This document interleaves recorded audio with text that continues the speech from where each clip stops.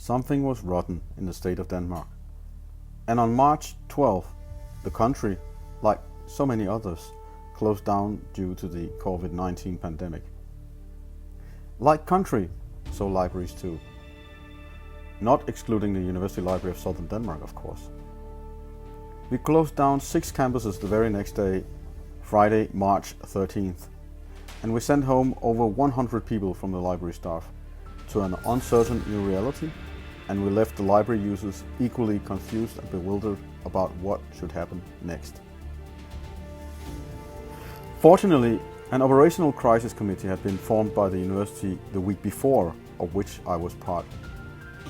The library had planned a gradual and limited reduction of services, but that was quickly replaced by a complete lockdown. We soon realized that we could still function as a digital library, with most people working from home, and that became the initial message to both staff and library users. The University Library has about 5,500 followers on Facebook, so besides our web pages, that became the primary platform for communicating to our users in the coming months. First up was of course a message from the head of library. The message basically said, "We are still here for you," and tried to direct users towards digital solutions, both existing services and new ones developed for the occasion, so to speak. Communicating the message of the library being open for business, albeit only digitally, quickly became the basis of a focused and professional communication to our users, and the basis on which to establish a crisis communication team that has a daily task of communicating changes and news to users on social media and the web. So what we have learned is that in times of crisis, communication is all. Equally important is internal and external communication to users. And no information is information too. I will now show you a couple of examples of user communication that we put out on social media and the web. After the initial period of physical lockdown of the campus, we finally got the possibility to open a window physically to expedite loans to users, mainly students and researchers at the university.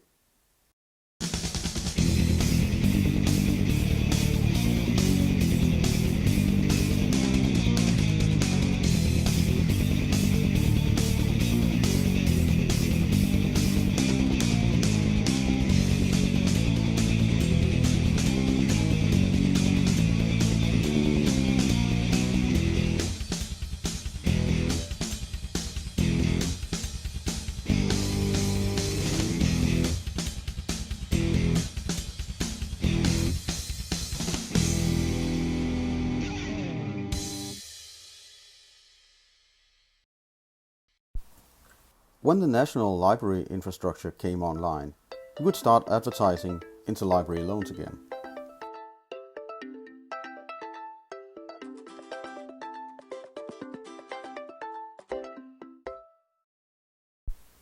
During one of the later phases of the reopening of the library, we were allowed to have staff back in the physical library, albeit not students, but still we could hold student lotteries like this one. During the current phase of reopening, we decided to recall loans in a controlled way as to not be overwhelmed by the sheer volumes out there.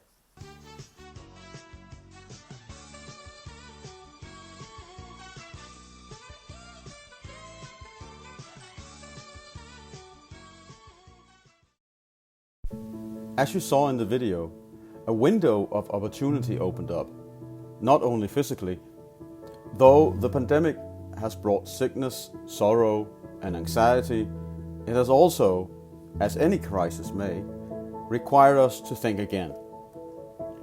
Not only as to how we deal with the immediate threat, but also as to how we can manage, how we can carry on.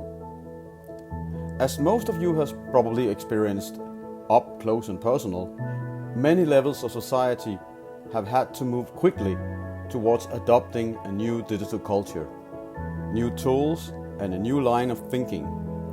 And that, of course, goes for libraries too. Also, my esteemed colleagues will talk about today, toll access and non-access is even more critical in a physical lockdown world. The pandemic thereby underpins the necessity for open science and in particular for open access. A third eye-opener may be the need to further the principles of active living and a healthy work-life balance. Although the number of people on sick leave has obviously dropped, there may be long-term risks involved in not being physically active while being 100% digital. New words such as the corona belly springs to mind. At the SDU and University Library of Southern Denmark, we strategically work towards improving healthy living through the Citizen Science program. But during the pandemic, thanks to enthusiastic people, we arranged both online yoga and fitness in the breaks between online meetings. The last lesson I want to mention here relates to the theme of the conference. If we had any doubt, the COVID-19 crisis has established that libraries are respected and trustworthy partners, and libraries are very much appreciated by the user community.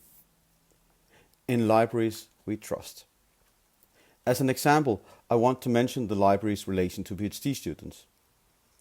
At the University Library of Southern Denmark, we host a special area for PhD students, a PhD cafe known as the Philothek. During the first phases of the pandemic, PhD students were not allowed to access campus and hence the Philothek, which then continued its activities digitally until the PhD students were allowed back at campus as some of the first students. The world of academia moves on, and so PhDs still have to defend their theses. An appropriate topic for a virtual PhD cafe, of course. Incidentally, the Philothek could celebrate its 3-year birthday during the pandemic. And as the library is a trusted and valued partner, the rector of the university had no problem in participating in the celebration virtually. And so I leave you with the rector's address to the PhD students and to the Philothek at the trusted library. Dear PhD students, congratulations on Philothek's 3rd anniversary. It's been 3 successful years where your accomplishments have made a major difference for many PhD students. Up until recently, we were in a situation where we could not celebrate the anniversary together, even though togetherness and social activities are 2 of the main reasons for the Philothek. And so we planned for a virtual meeting. Planned being the key word, because nobody knew that all our employees west of the Great Belt would be able to come back to work this week. What can I say? We live in interesting times with great transitions.